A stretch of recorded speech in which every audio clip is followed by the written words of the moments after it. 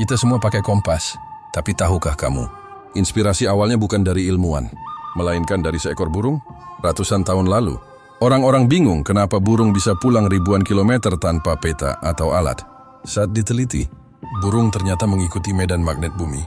Mereka bisa melihat arah, mirip kompas alami. Inspirasi itu akhirnya membuat manusia mengembangkan navigasi magnetik. Cikal bakal kompas modern yang kita pakai sampai hari ini. Jadi, kompas di HP kamu sekarang asalnya dari kemampuan seekor burung kecil. Nggak nyangka kan,